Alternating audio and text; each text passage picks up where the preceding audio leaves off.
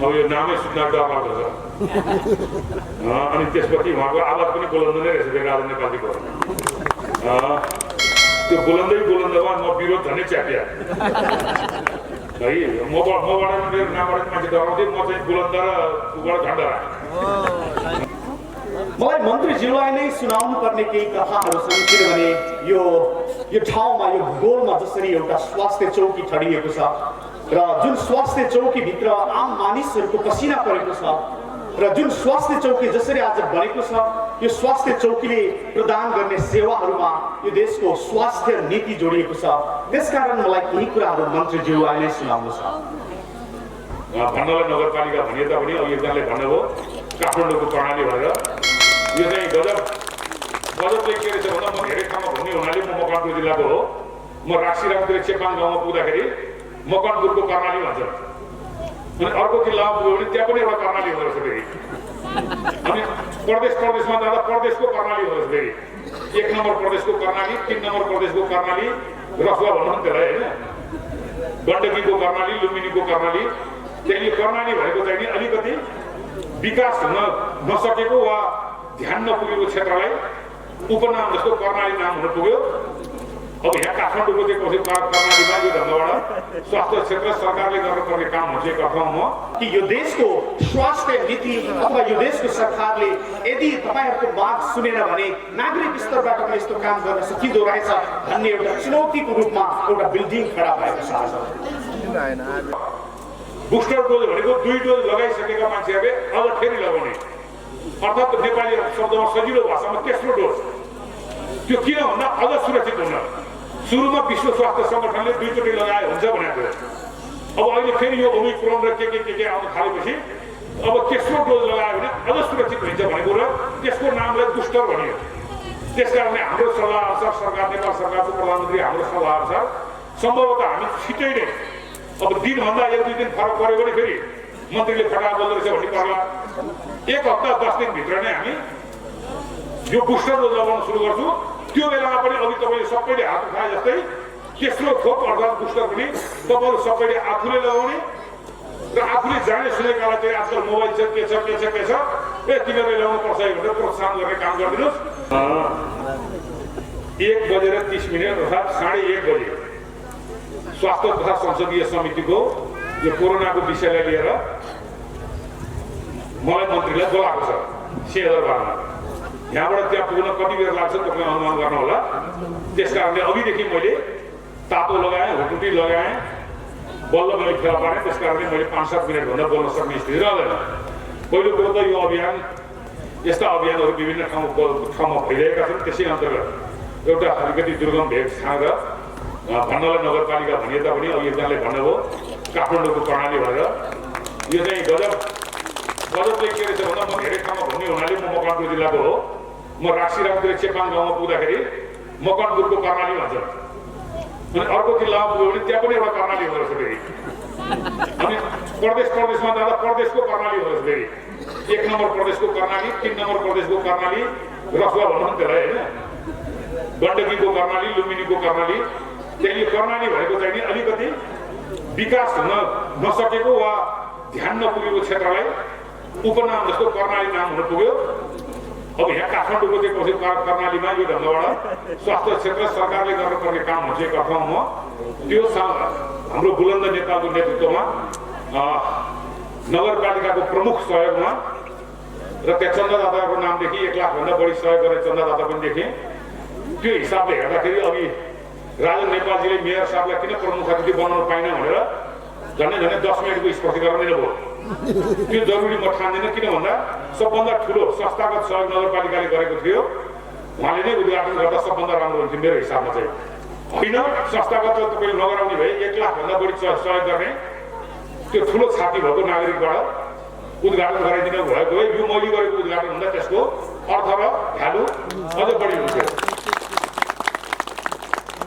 मलाई त्यसो म त्यसरी सोध्छु, त्यसरी बुझ्नुपर्छ भन्छु। आउँदा दिनमा त्यस्ता भोगन तपाईँको ध्यान पुगोस् भन्न चाहन्छु। अब बाँकी रह्यो स्वास्थ्य केन्द्रको विषय मैले यसलाई यसका अकबरी सुनलाई कसी लाउनु पर्दैन भन्छन्।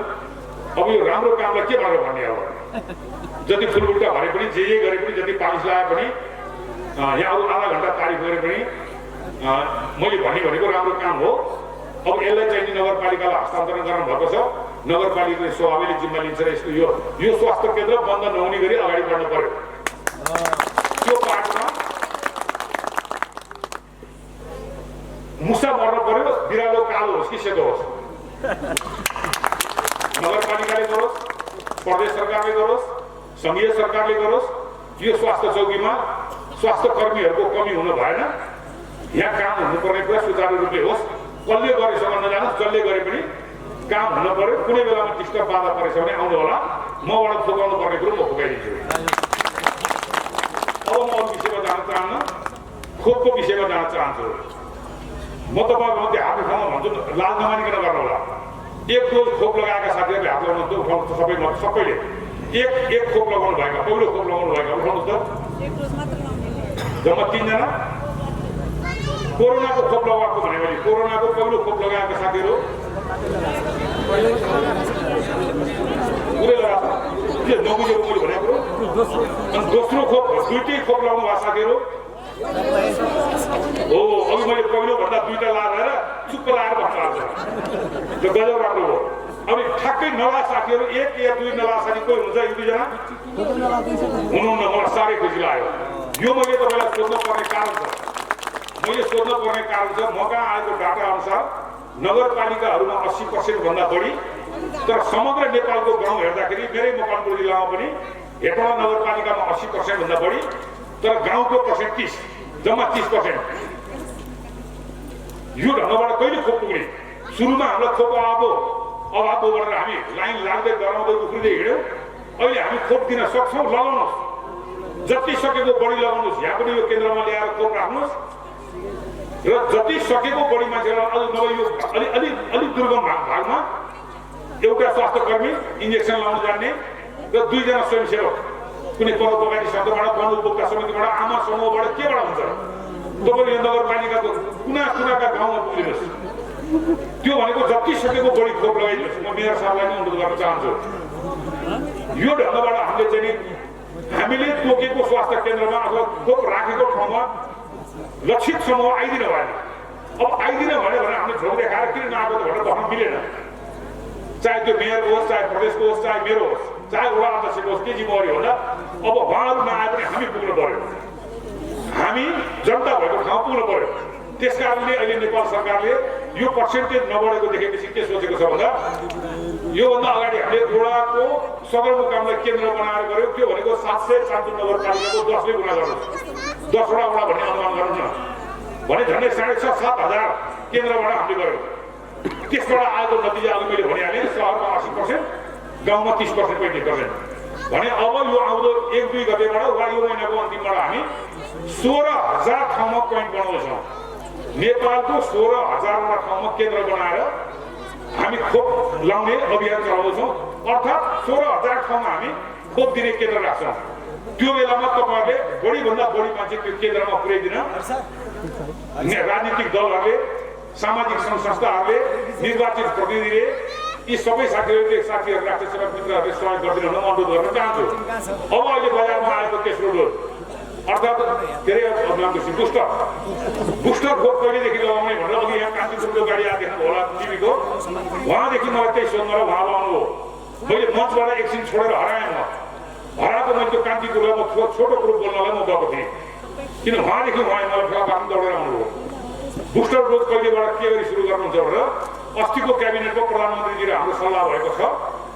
बुस्टर डोज भनेको 2 डोज लगाइसकेका मान्छेहरूले अझ फेरि लगाउने, अर्थात् नेपाली शब्दमा सजिलो भाषामा तेस्रो डोज।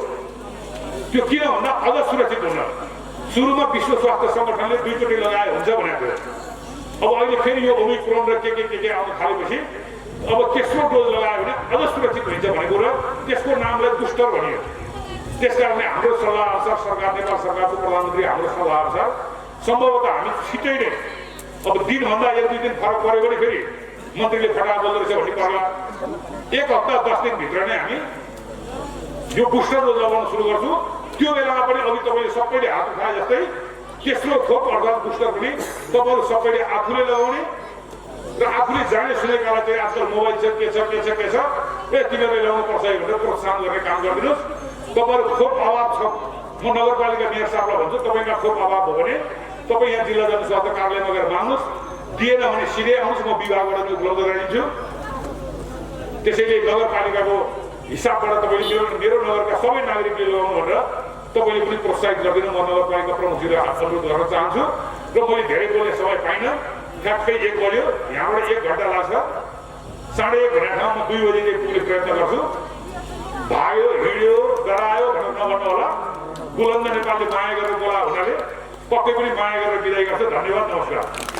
अध्यक्षज्यू भनेर सम्बोधन गर्न पाइरहेको त्यही पात्र जसको योगदान, जसको समर्पणले यहाँ एउटा स्वास्थ्य चौकी बनेको छ, उपस्वास्थ्य चौकी बनेको छ।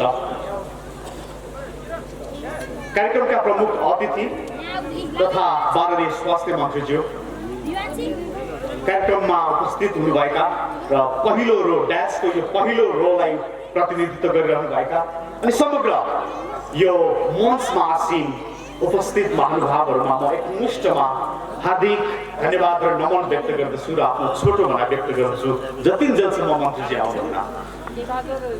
हामी उहाँलाई पनि पर्खिरहेका छौँ र उहाँको समय व्यस्तताको कारण पनि आजको कार्यक्रम अझ संक्षेपमा बनाउने प्रयास चलिरहेको छ। मलाई मन्त्रीज्यूलाई नै सुनाउनु पर्ने केही कथाहरू छन्, किनभने यो ठाउँमा यो भूगोलमा जसरी एउटा स्वास्थ्य चौकी ठडिएको छ र जुन स्वास्थ्य चौकीभित्र आम मानिसहरूको पसिना परेको छ र जुन स्वास्थ्य चौकी जसरी आज बनेको छ, यो स्वास्थ्य चौकीले प्रदान गर्ने सेवाहरूमा यो देशको स्वास्थ्य नीति जोडिएको छ। त्यसकारण मलाई केही कुराहरू मन्त्रीज्यूलाई नै सुनाउनु छ।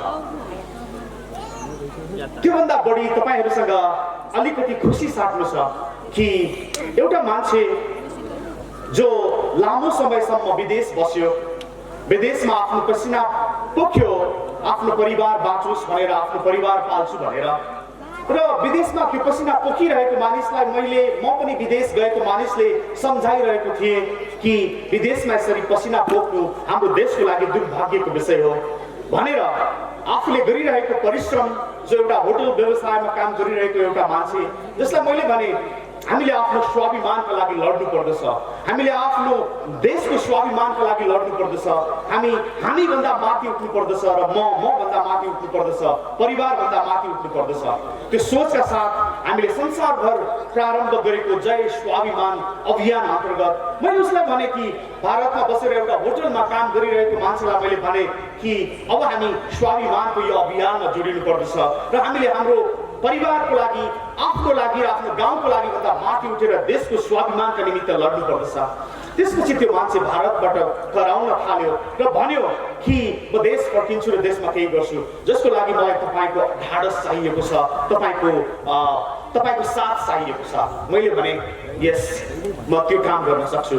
त्यसपछि स्वाभिमानको त्यो आवाज भारतको त्यो होटलबाट गाडी चढेर यो कुञ्ची क्वार्टलसम्म आइपुग्यो र त्यही आवाजले आज तपाईँको यो गाउँमा सारा मानिसहरूको श्रमलाई सङ्गालेर यो स्वास्थ्य चौकी हस्तान्तरण गरेको छ। यति भनिसकेपछि यसमा सबभन्दा गौरवान्वित कोही छ भने म गर्व साथ भन्न सक्छु, म छु, जसले तपाईँहरूलाई यो स्वास्थ्य चौकी हस्तान्तरण गरेको छ।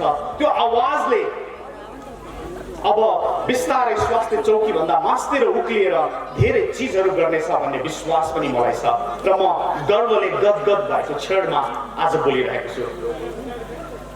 अनि यसको सम्पूर्ण बधाई तपाईँ तमाम मानिसहरूलाई जसले आफ्नो देशमा एउटा स्वास्थ्य चौकी बनाउनका निमित्त आफ्नो पसिना काटेर यो ठाउँलाई योगदान गर्नुभयो, लगानी गरिदिनु भयो, जसका कारण आज यो स्वास्थ्य चौकी हस्तान्तरण भएको छ। यति भनिसकेपछि सायद मन्त्रीजी आउँदै हुनुहुन्छ, गाउँका स्थानीय जनप्रतिनिधिज्यूहरू हुनुहुन्छ अनि गाउँमा विभिन्न क्षेत्रमा सेवा गरिरहनु भएका व्यक्तित्वहरू हुनुहुन्छ। तपाईँहरूले पक्कै पनि यसलाई उदाहरण बनाएर एउटा कुरा चाहिँ मान्नु भएको हुनुपर्दछ कि नागरिक लेभलबाट, नागरिक स्तरबाट सङ्कलन भएको सहयोगबाट आज हामीले स्वास्थ्य चौकी हस्तान्तरण गर्यौँ भने तपाईहरुले पक्कै पनि यो बुझ्नु भएको हुनुपर्दछ कि यो देशको स्वास्थ्य नीति अथवा यो देशको सरकारले यदि तपाईहरुको माग सुनेन भने नागरिक स्तरबाट पनि यस्तो काम गर्न सकिँदो रहेछ भन्ने एउटा चुनौतीको रूपमा एउटा बिल्डिङ खडा भएको छ आज। यो कुञ्चिपाकल स्वास्थ्य चौकी आफैमा एउटा चुनौती पनि हो, आफैमा एउटा प्रतीक हो नागरिक स्तरबाट गर्न सकिने कर्मको, आफैमा एउटा उदाहरण हो नागरिक मिलेर देशका निमित्त गर्न सकिने सुकर्मको। सो यति भनिसकेपछि पक्कै पनि आगामी दिनमा यसको सञ्चालनका निमित्त योजनाहरू बनेका होलान्, जुन योजना बमोजिम यो स्वास्थ्य चौकी सञ्चालनले आम नागरिकमा खास गरी यहाँ रहनुभएका तपाईँ महानुभावहरूमा नै सेवा प्रदान गर्नेछ। तपाईहरुले आज एउटा गाउँमा, तपाईहरुले आज आफ्नो ठाउँमा एउटा स्वास्थ्यको उज्यालो पाउनु भएको छ। यो उज्यालो बल्दै बल्दै गएर देशका विभिन्न भेगहरूमा, विभिन्न ठाउँहरूमा उदाहरण बनेर अरू धेरै परिश्रमका, अरू धेरै उदाहरणका रूपमा यस्ता कामहरू, कर्महरू हुनेछ भन्ने मैले अपेक्षा लिएको छु।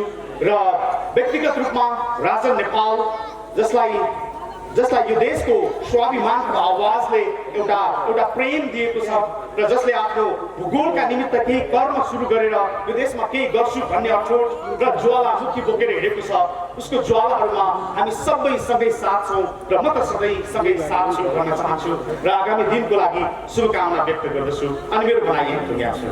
धन्यवाद।